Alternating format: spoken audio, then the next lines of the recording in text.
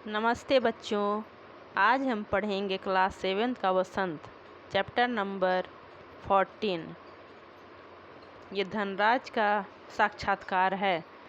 संघर्ष के कारण मैं तुनक मिजाज हो गया।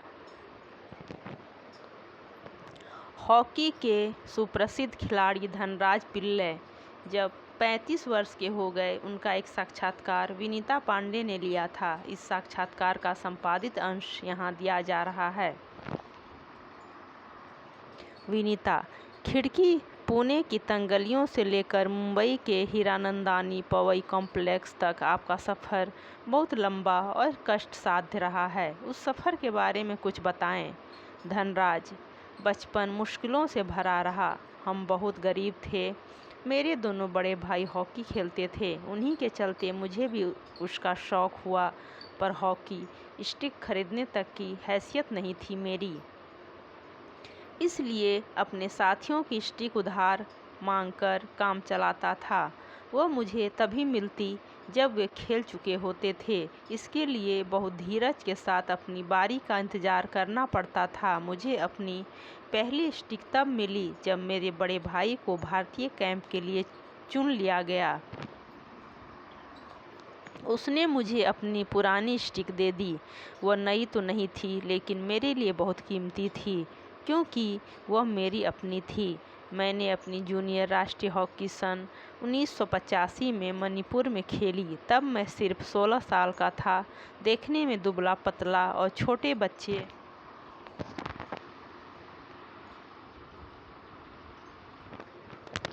जैसा चेहरा, अपनी दुबली कद काठी के बावजूद मेरा ऐसा दबदबा था कि कोई मुझसे भिड़ने की कोशिश नहीं करता था। मैं बहुत जुझारू था, मैदान में भी और मैदान से बाहर भी। 1986 में मुझे सीनियर टीम में डाल दिया गया और मैं बोरिया बिस्तर बांधकर मुंबई चला आया। उस साल मैंने और मेरे बड़े भाई रमेश ने मुंबई लीग में बेहतरीन खेल खेला। हमने खूब धूम मचाई। इसी के चलते मेरे अंदर एक उम्मीद जागी कि मुझे ओलंपिक के लिए नेशनल कैंप से बुलावा ज़रूर आएगा, पर नहीं आया। मेरा नाम 57 खिलाड़ियों की लिस्ट में भी नहीं था। बड़ी मायूसी हुई, मगर एक साल बाद ही ऑल इन एशिया कप के कैंप के लिए मुझे चुन लिया गया। तब से लेकर आज तक मैंने पीछे मुड़कर नहीं देखा। विनीता, आपका विद्यार्थी जीवन कैसा रहा? अपने स्कूल के दिनों से आपकी किस प्रकार की यादें जुड़ी हैं? धनराज, मैं पढ़ने में एकदम फिसड्डी था। किसी तरह 10वीं तक पहुंचा, मगर उसके आगे तो मामला बहुत कठिन था। एक बात कहूं, अगर मैं हॉकी खिलाड़ी न होता तो शायद एक चपरासी की नौकरी भी मुझे न मिलती।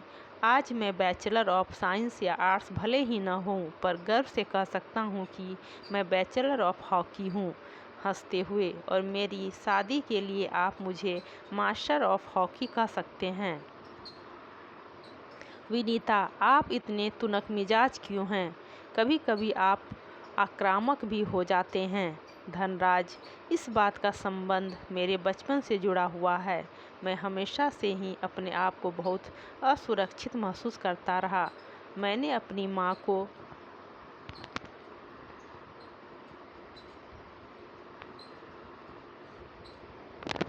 देखा है कि उन्हें हमारे पालन पोषण में कितना संघर्ष करना पड़ता है। मेरी तुनक मिजाजी के पीछे कई वजहें हैं, लेकिन मैं बिना लाग लपेट वाला आदमी हूँ। मन में जो आता है सीधे सीधे कह डालता हूँ, और बात को कई बार पछताना भी पड़ता है। मुझसे अपना गुस्सा रोका नहीं जाता। दूसरे लोगों को भी मुझे उकसाने में मज़ा आता है। मुझे ज़िंदगी में हर छोटी बड़ी चीज़ के लिए जूझना पड़ा, जिससे मैं चिड़चिड़ा हो गया हूँ। साथ ही साथ मैं बहुत भावुक इंसान भी हूँ। मैं किसी को तकलीफ़ में नहीं देख सकता। मैं अपने दोस्तों और अपने परिवार की बहुत कदर करता हूँ। मुझे अपनी गलतियों के लिए माफ़ी मांगने में कोई शर्म महसूस नहीं होती। विनीता, आपके परिवार की आपके लिए क्या अहमियत है? धनराज, सबसे अधिक प्रेरणा मुझे अपनी माँ से मिली। उन्होंने हम सब भाई बहनों में अच्छे संस्कार डालने की कोशिश की। मैं उनके सबसे नज़दीक हूँ। मैं चाहे भारत में रहूँ या विदेश में, रोज़ रात में सोने से पहले माँ से ज़रूर बात करता हूँ। मेरी माँ ने मुझे अपनी प्रसिद्धि को विनम्रता के साथ संभालने की सीख दी है। मेरी सबसे बड़ी भाभी कविता भी मेरे लिए माँ की तरह हैं और वह भी मेरे लिए प्रेरणा स्रोत रही हैं। विनीता, आपने सबसे पहले कृत्रिम घास एस्ट्रोटर्फ पर हॉकी कब खेली? धनराज, मैंने सबसे पहले कृत्रिम घास तब देखी जब राष्ट्रीय खेलों नेशनल्स में भाग लेने 1988 में नई दिल्ली आया। मुझे याद है कि किस तरह सौम्या और जोकीवम कार्वाल्हो मुझे एक कोने में ले जाकर कृत्रिम घास पर खेलने के गुर बता रहे थे और जब वे बताने में लगे हुए थे, मैं झुक झुक कर उस मैदान को छू रहा था। मुझे विश्वास ही नहीं हो रहा था कि विज्ञान इस कदर तरक्की कर सकता है जिससे कृत्रिम घास तक उगाई जा सके। विनीता, हर युवक का यह सपना होता है कि उसके पास एक कार हो। आपके पास अपनी पहली कार कब आई?